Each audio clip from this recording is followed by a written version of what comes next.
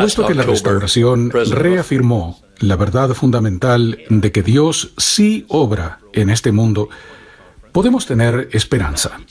Debemos tener esperanza, aún al afrontar las dificultades más insuperables. El pasado mes de octubre, el presidente Russell M. Nelson nos invitó a prepararnos para esta conferencia de abril de 2020, echando una mirada en retrospectiva, para ver la majestuosidad de la mano de Dios al restaurar el Evangelio de Jesucristo. La hermana Holland y yo nos tomamos en serio aquella invitación profética. Imaginamos que vivíamos a principios del siglo XIX y que éramos contemporáneos de la familia de Joseph Smith, padre. Luego, imaginamos que contemplábamos las creencias religiosas de aquella época y nos preguntábamos ¿qué falta en ellas? ¿Qué desearíamos tener? ¿Qué esperamos que Dios provea como respuesta a nuestros anhelos espirituales?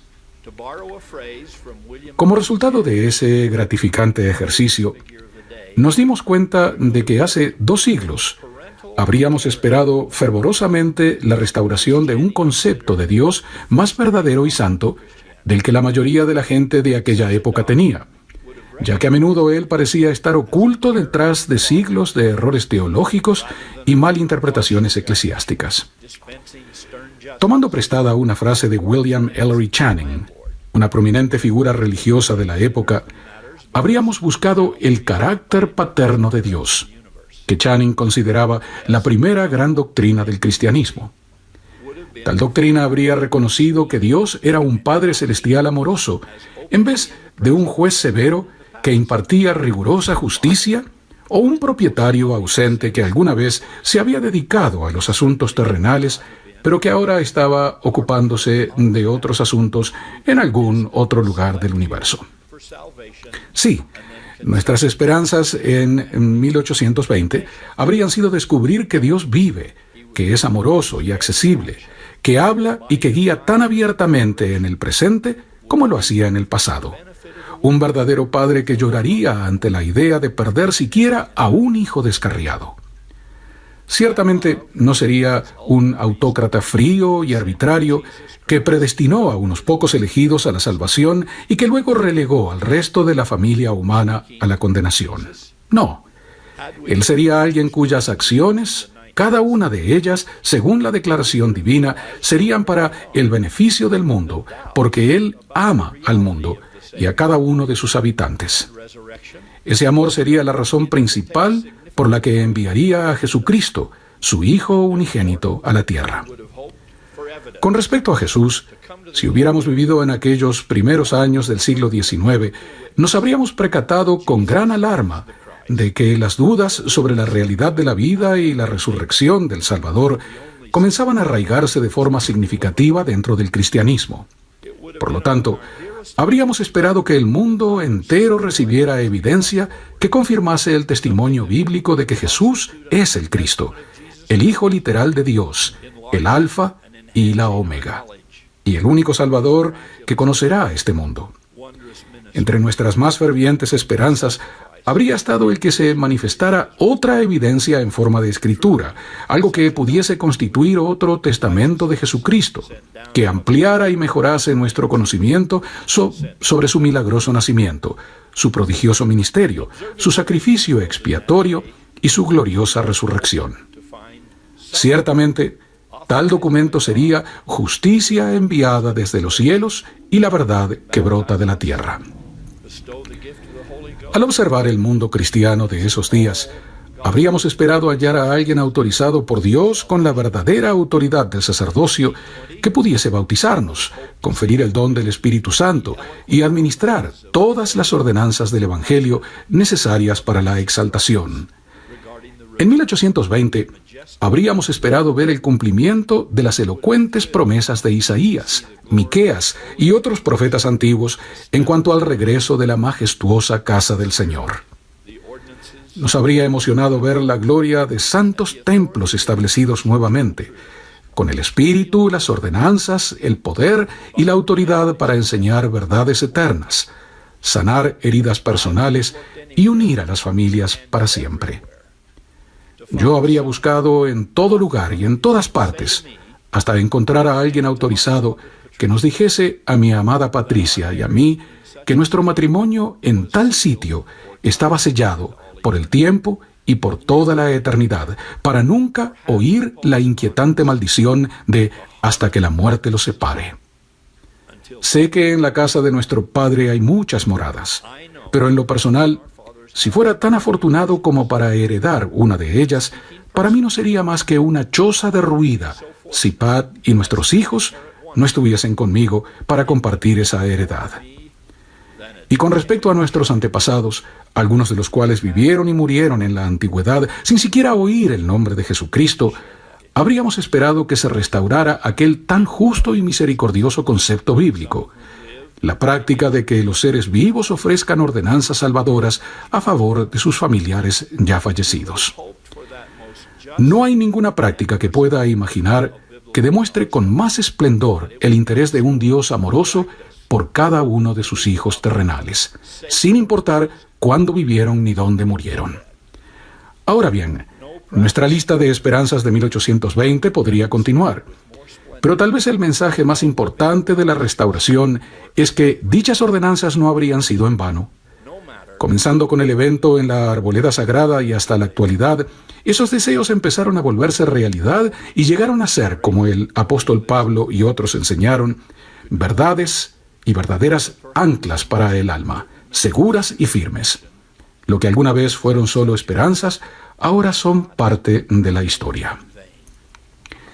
Esta es nuestra mirada retrospectiva a la bondad de Dios para con el mundo en los pasados 200 años. Pero, ¿qué hay de nuestra mirada hacia el futuro?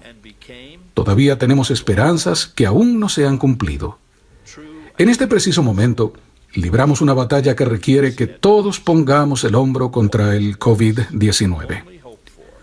Un solemne recordatorio de que un virus 100 veces más pequeño que un grano de arena puede subyugar a naciones y continentes y a las economías globales.